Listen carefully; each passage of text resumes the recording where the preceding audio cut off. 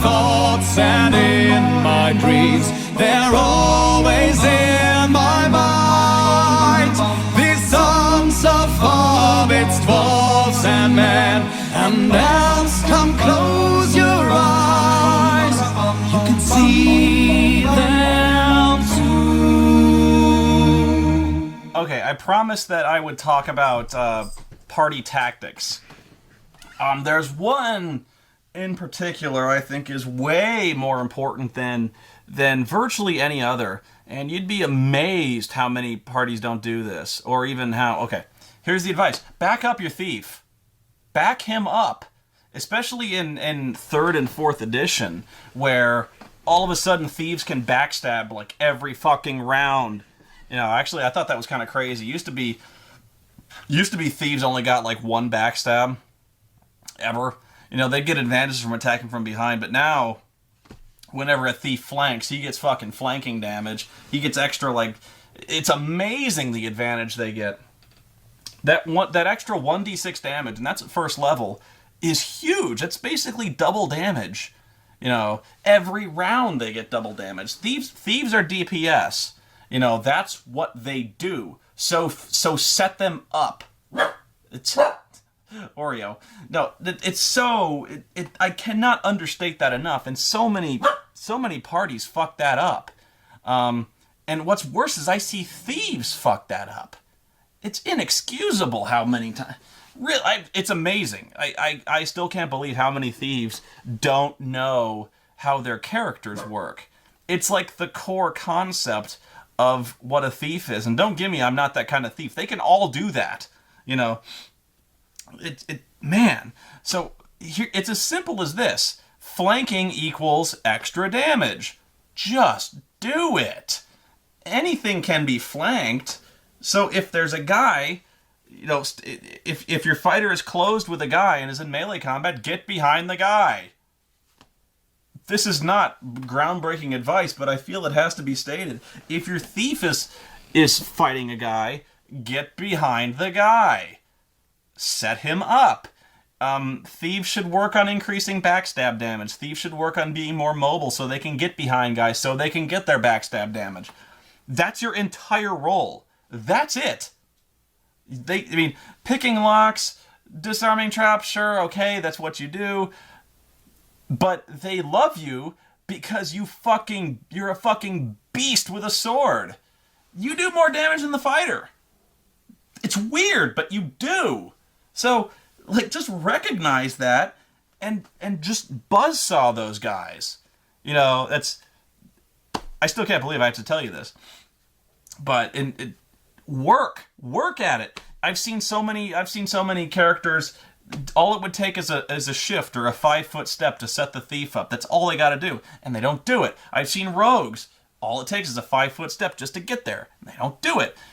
This is why thieves should take like tumbling. In 3rd edition, there was a skill called tumbling where they can actually move through a threatened space and not get attacked. That you do that to set up the flanking.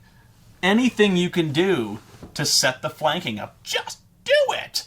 You know, that's all I got. You know, that's not all I got, but it's so simple, but it's such an extreme advantage. And it's annoying to the DM because all of a sudden he's finding ways to stop that. But all of a sudden he's fighting a completely different fight. It takes him off his game.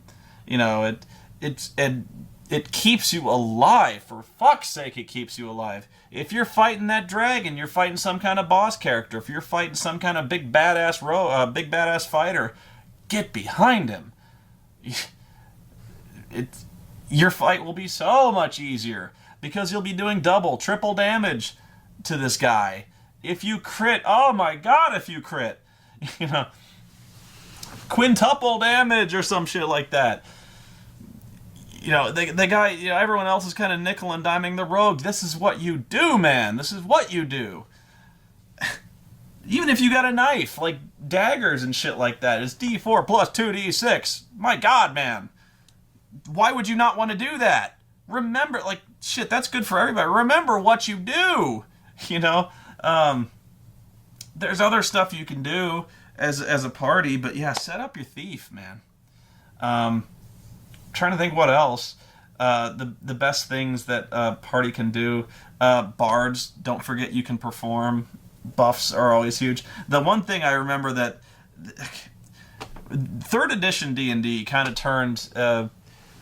turned D&D into a tabletop war game, kind of a light one, but it did. And so one of the weaknesses, or one of the silliest things that came out of the flanking system, is the conga line. And it's hard to describe without setting it up, but let's say there's a good guy and a bad guy and a good guy, okay, flanking. But a bad guy gets behind the second good guy, so the second good guy is flanked. Then a good guy gets behind that one, so that guy is flanked. Then a bad guy gets here, so this guy is flanked. And they all line up. It's fucking ridiculous. And it's this natural extension of the flanking thing. So it's really fucking silly. And it still kind of goes on in 4th edition, where flanking just kind of goes on that way. It's actually very unnatural. The flanking concept actually works great. It's very logical, because it's hard to fight a guy on both sides of you. You know, fight guys on both sides of you. But all of a sudden, like, there's guys who are like, everyone is fighting 2 guys, one on each side, and you're like, I can't see this happening. But, wow, I was thinking of party tactics, and that was pretty much the main one. I'm trying to think of other things that parties can do to set themselves up for success. Never go cowboy. I've seen so many characters that do this. This is kind of an extension of don't split the party. Don't go cowboy. Don't go running off on your own, even if it's only like 10, 20 feet. If you separate yourself from the group, unless it's to spread yourself out from area effect, which is a good idea. Like, if you know they can throw area effect, fucking spread out. I've seen so many groups get caught in area of effect attacks. But otherwise, stay close. Because here's the problem. Fighter or the rogue goes off on his own. He gets surrounded, he gets butt-fucked. And then the cleric's like, I can't get to you. Sorry. You know, so all of a sudden, one of your guys drops, the cleric has to stop what he's doing, go get you, and all of a sudden, the cleric has run off by himself, he gets screwed up, now you got 2 guys down, and they're like, so the fight has become exponentially harder, because now you're dealing with, like, the same group of guys, but now you're only, like, 4 people, you know? So don't go off on your own, or at least don't go off to where, like, nobody can reach you. It's so simple, but don't do it, you know? I've seen it happen so many times. You just gotta think, you know? Remember your skills. If you're a barbarian, you should rage. Don't forget that. You know, oftentimes, I'm not sure it's still true today, but it used to be in AD&D, 2nd edition D&D, the most powerful wizards by far were the specialist transmuters. Transmuters are the guys who could basically turn one thing into another. I called them utility mages because they had such insanely useful spells. They could do stone to flesh. They could do, you know, flying spells. Those were the guys who could make people do things. You know, there were so many good utilities. You walk on water, fly, you know, weird shit like that. But all of a sudden, your mobility and combat options increase so much. You know, dimension door. The rope thing, the rope trick, just so many things you could do. You know, if you're a bard, you can cast spells. If you're a wizard, you can cast spells, sure, but recognize if you're like, okay, if you're a bard, you're not gonna be DPS when it comes to magic. Don't waste your time with like burning hands, magic missile. I mean, you can get one, sure. But get stuff that's going to be useful, because you're not going to be, you know, you're gonna blow your load on your one spell, and you're like, aha, I did 1d6 to an area of effect. Whoop-de shit. You know, do stuff that's going to help the party, because by the end of it, you know, your party is going to be so much better off than, you know, you getting into position, getting to the front line, throwing your stupid burning hands, and then just running off. Whatever, you know. There's way more useful spells you can do, even in context of role-playing, outside of combat. They'll be so grateful for the comprehend languages, you know. just utility spells. Trust me, it's gonna pay off way more than your magic missile. That one magic missile you get. Oh, I was gonna say this. I guess I could do this in terms of dirty tricks, and if I think of any more combat stuff, I'll mention it. But you probably saw it in the D20 live where I crushed a glass in a sack. That's another big thing. Always on your inventory, buy empty sacks. Say like I have 3 small sacks and I have 3 large sacks, because in the book they actually distinguish between the two. Carry a lot of empty sacks, because if you find treasure or if you find something gross that you got to carry around, or empty bags. Have empty bags. Have glass bottles, because there are so many times you need to carry a shitload of stuff and you don't have a bag. And a DM who knows what he's doing will screw you over on this if you don't. They're like, okay, you find 10,000 copper pieces. And you're like, cool, we take it. And the DM goes, how? It's a good question. You know. Or if you find a shitload of money, oftentimes that kind of goes past the boards, is how to carry all this stuff. Or if there's like really valuable stuff that is not easily stuffed in your pockets, like candelabras or statues, like little statuettes, or, you know, stuff like that, stuff that's not easily taken. Books, you know, if there's a lot of really valuable books or scrolls, or, you know, put it in a bag. If you want to carry a dead body or something like that, or you knock somebody off, stuff them in a big fucking sack. You know, you've got the bags, use them, and you'll use them so much, and you'll seem so smart to the party.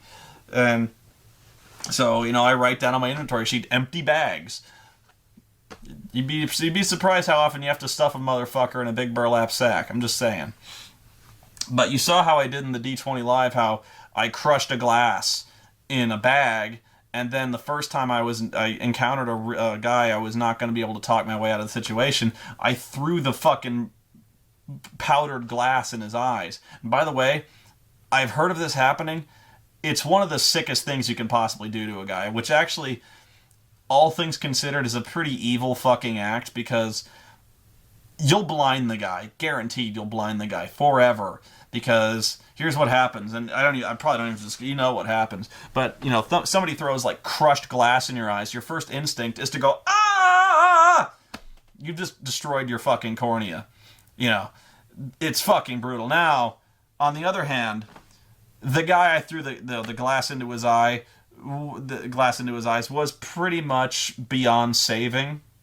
You know, he was all hulked up on that venom shit, so he was pretty much a goner anyway.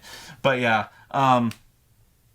even if it's something as simple as a bag of sand, you know, you'd be amazed how often that is, you know, just fighting dirty. If you're the kind of chaotic good guy, you can fight dirty. You can, the grease spell is a really underrated spell, because all of a sudden, like if you're getting chased out the door, or you're being pursued, or even if there's a guy that they really want to reach, like bad guys are rushing, you put grease in front of you. It's simple, you know, but it works out so well. Caltrops. If you don't know what caltrops are, they're little spikes that you throw on the ground, and they're designed in such a way that one of the spikes is always standing up. So you can do this in so many cool defensive ways. You know, again, if you're trying to safeguard a door, you know, you put the caltrops beyond where the door opens. Somebody gets in, they step on the fucking caltrops, their movement's reduced by half. They don't do much damage, but, you know, annoying. It's also a good way to roleplay if you're trying to get away from somebody. You know, if you're getting into a foot chase, or you get caught or something like that, you know, say, I take my bag of caltrops and I throw them behind me. The DM's like, that's a good idea. And you'll probably have a better chance of escaping the pursuit. Smoke sticks. They actually have... They actually have the item smoke sticks, which when you break them, erupt in big columns of smoke. There's also a spell called Obscuring Mist. Use that. If you're trying to get in somewhere you shouldn't be, again, you're trying to sneak past guards, or you're trying to escape from a situation, you cast that spell, it's the ninja vanish trick. You know. Also, it's a good way to yell fire. That's a good way to clear guards out of a place or cause a panic. Is you break a smoke stick, you throw it towards, you know, behind the bar, or in a stack of leaves or something like that. You go, fire! the DM's like, that's fucking smart. They think there's a fire and they run. You know, again, this is going to my DM dirty tricks handbook here, but you know, or my player dirty tricks. I've done some with the Bardic Knock spell, so many cool things. But you know, there's a lot of misdirection. Be like Batman, you know, theatricality. Or even if you don't have smoke sticks, you can set this stuff up to where you can set it so where you can yell fire. Even if you like stuff your if you know you're going into the situation, I wouldn't normally suggest this, but like if you're going in a situation you need to cause a panic, maybe like have something that'll burn.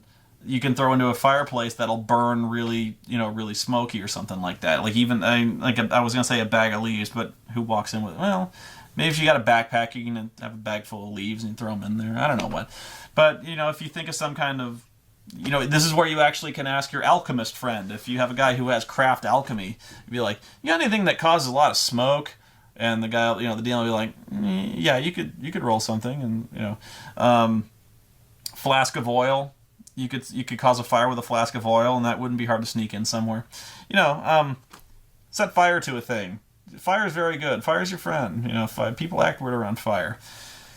So, trying to think. Always carry a ranged weapon. This is great actually. I almost caused TPK doing this, and in fact, it was on one of my Pathfinder games that I put online. Was they ran into zombies, which you'd think would be one of the most common enemies ever, and they are. But here's the thing. Zombies and skeletons and the like are virtually unaffected by anything except one type of weapon. For instance, a rapier or a spear isn't going to do shit to a skeleton because you can't stab a skeleton. You can, but you're not going to do a whole lot because, you know, odds are the spear or the rapier is just going to glance off the bones. There's no organs to stab. And same thing with a zombie. You can stab a zombie with a rapier. You can stab it in the eye. Is the zombie going to care? Not really. The only thing that harms a skeleton is a blunt weapon, even to something as simple as a club or a tree branch or something like that. The only thing that hurts a zombie in the context of D&D is a slashing weapon. So, when these zombies attacked, I had 6 people. Guess what? Nobody had a slashing weapon. Not one. Skitch had one. He had a dagger, which can be used as a slashing weapon. He was the only guy out of 6 guys. Everyone else carried a blunt weapon, and even the best fighter in the group carried a rapier. Which, by the way, if you're the best fighter in the group and you're carrying a rapier, rethink your career choice. But yeah, he had a rapier, so he's stabbing these zombies, and I don't tell him how much damage he's doing. He's rolling damage, but every time he stabbed him, I say, the zombie seems relatively unaffected by your attack. Meaning, he took, I forget how much damage zombies take from piercing, at least in Pathfinder, but they take at least half, probably a quarter. But it's at least half. So I'm like, you know, I even said stuff like, you stabbed the dragon right in the heart. Because he did a crit, as I recall. Like I say, you stabbed the dragon right in the heart, but it doesn't seem to affect it at all. It still shambles towards you and swings like nothing is hurting it. And eventually, after like 4 rounds, he figures this out. He's like, maybe I'm not doing any damage to this thing. I'm like, no. So then the cleric runs forward and he hits the zombie with his mace, and I'm like, okay, you crack its skull. Big whoop. You know, the only way to beat these things is to cut them into pieces, at least, again, in D&D. Skeleton, the only way you can beat the skeleton is to smash it with something blunt. So I always say in D&D, and I know weight is always a concern, you know, encumbrance and stuff like that, but always carry at least 2 different weapons that do 2 different types of damage. If you specialize too much, you're going to run in this encounter where you're just fucked. You know, you're going to run in that monster who doesn't take damage from piercing weapons. You're going to run in that monster who's not affected by, like, bows, piercing weapons. You're going to run in that monster you need a blunt weapon for. That happens so often. You need a blunt weapon for this shit. You know, you face that earth elemental, and it's for some reason immune. Well, you can't slash a rock. You can't pierce a rock. You can break it with a hammer, sure. But, stuff like that. So I always say, at least carry 2 kinds of damage. So important. And if the DM knows anything, he will bite you right in the ass with it. So I always say, blunt weapon is actually the one that comes up the most, I find. Always carry a blunt weapon. And here's how you do it. A club. That's it. And clubs in D&D and virtually every game are free. Why? Because they're a stick. So, like, anyone who has any kind of club, you can say it's pretty, like I whittled this club and it's got this big lion head on it or something like that. Or it's just a piece of driftwood. In fact, most times you can just say, I pick up a piece of driftwood and I whack the skeleton with it. DM's going to be like, good, fine, you do D4 damage. It's still going to work, So, carry a club. They're not that heavy because they're like a 2-foot piece of wood. It's a fucking truncheon. You can carry one of those. They're not that heavy. They cost nothing. Carry one. If you're the kind of guy who has a rapier, at least carry a dagger. Somebody carry a short sword. Have 2 because you got to have that backup weapon. The other reason I always say carry a club is because one time in the entire campaign, at least once, the DM is going to see the rust monster in that fucking monster manual, and he's going to be like, ha ha ha ha, rust monster. Fuck your armor! If you're going to... By the way, if you see a rust monster, fucking run. But, because you're not... All of a sudden, you'll see the fighter just drop his fudge at the sight of a rust monster. Because his sword, his armor is just going to be fucked. But yeah, if you're at all worried about your fucking sword, carry a club. Pummel that fucker with a truncheon. That's it. And it sounds so simple, but, you got to be somewhat versatile in the damage you do. Again, if you're a wizard, don't be the pyro, or at least have a fallback in case the pyro shit don't work out. If a fucking Balrog appears in front of you, or anything that's immune to fire, and all you got is burning hands, fireball, that's all you got, you're not going to be any use in that fight. And that happens so often where, these guys over-specialize, and they only have one answer to everything. And so all of a sudden, fire methods appear, and the guy goes, burning hands, and the DM goes, it doesn't do anything. And all of a sudden the wizard just goes, sorry guys, and he sits the entire combat with his thumb up his ass, swinging uselessly with his other hand with a knife, not doing shit. So don't be that guy. If you find yourself in that situation where you've got one weapon, and if that weapon gets nullified, what's your plan? Have a fallback plan, and you'd be surprised how many people don't do that. I was gonna say my memory's so bad lately. I know what it was. And you could even take that one step further. In fact, I've seen characters take that really far, to the point, I wouldn't say paranoia, but really, really prepared. When you get to higher levels, I have seen characters not even leave the house without a blunt weapon, a slashing weapon, a silvered weapon, because if you run into a lycanthrope or something that can only be hurt by silver, you're going to want that. A magic weapon or a spell that can turn a weapon into a magic weapon, like Shillelagh or the spell Magic Weapon. And they won't leave without a cold iron weapon, because certain creatures like the Fae, or like, I was going to say banshees, but there's certain creatures like Fae creatures who can only be hurt by cold iron. So, like, you'll see fighters walk out of their house with a fucking arsenal, or at least like a silver dagger, or even like a piece of cold iron rebar that they can call a club, but they'll leave with it because they don't want to be that guy who has no answer. If they get into a combat and the DM goes, none of your weapons work, their reason to live is gone. They're like, what do you mean I can't kill it? The DM goes, you got nothing that can hurt it. And the guy's like, no. So don't be that guy. You don't want to be that guy who's sitting around doing nothing in a combat because it's fucking boring. So have some other plan. Even if that plan is picking up a big stick and whacking the guy with it, at least have that in mind. So, by the way, be careful when throwing fire. Really? I've seen so many guys, they want to be that guy who carries a shitload of alchemist fire. You know the guy. Yeah, I've had that guy. In like several. I've had that motherfucker who's like, I want to set fire to everything. I've got like 10 flasks of alchemist fire, and I just chuck it at a motherfucker whenever I feel like. I've got 4 ranks in alchemist, so I can make more fucking alchemist fire. That guy's gonna set himself on fire, and he's gonna take you with him. I guarantee it. Because one of these days, he's gonna throw his alchemist fire, he's gonna botch the roll, and not only does he fail to throw it forward, he throws it behind himself. And guess who's behind him? You are! So guess what? He just set your ass on fire. Have fun with that. And worse yet, he's like only 5 foot in front of you, so when the alchemist fire goes up, he goes up too. And guess what he's wearing? He's wearing 9 more flasks of alchemist fire. And if the DM's an asshole, which I am, he's going to be like, oh, guess what? Guess what also goes up? He rolls a saving throw for every single alchemist fire. 2 of them fail, which is actually pretty good odds for the 9 alchemist fire. He still explodes. Seen it. Seen it a lot. That's also the case in any kind of Western game. There's always the guy who carries around dynamite. Because he's like, wow, dynamite does a shitload of damage. I'm going to throw dynamite at those guys because they're hiding behind barrels and they're really hard to shoot.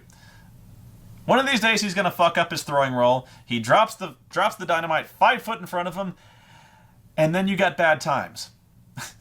Yeah, that guy with the alchemist fire is going to get you buried. And I won't say every campaign I see that guy, but I see him in a lot of campaigns, and he don't live long, and he usually takes someone with him. And what's funny is the completely stymied look on his face when he fails that throwing roll. Like, he didn't know that was possible. He's like, you're like, roll your throw, and he rolls a 1. Which always, it happens to everybody, the 1. But yeah, he's like, I'm going to throw my alchemist fire right in that group of dudes. Which is always what he's like, splash damage! I can do it anytime. Fuck you, wizard. I got splash damage every round. Ha ha. Splash damage. So he throws he rolls a 1 and he's like, oh shit, I missed. The DM's like, no, you didn't. Well, yeah, you missed, but guess where you missed? And he starts rolling because they have that in the DMG. They call them scatter tables. Scatter tables happen all over the place. In every war game, there's a scatter table for when you fucking throw something and then you fuck it up. You got to find out where it ended up, right?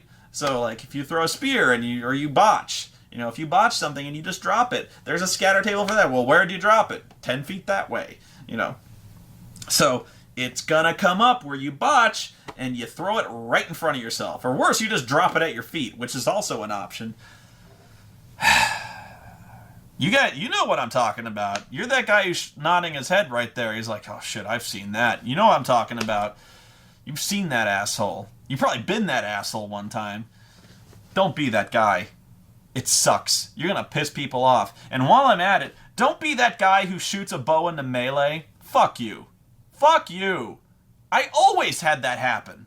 Fuck you. If you're that guy who shoots into melee, there's always that guy who's like, oh, yeah, it's like a -4 to hit. So what? So what? There's like 2 of your guys, you just shoot one of those guys. And guess what? If I live, I'm going to return that arrow to you. I'd be like, this is yours? Don't do that. In fact, well, the other thing was, in the old school D&D, you know what the worst part was? The 2 hit roll did not change.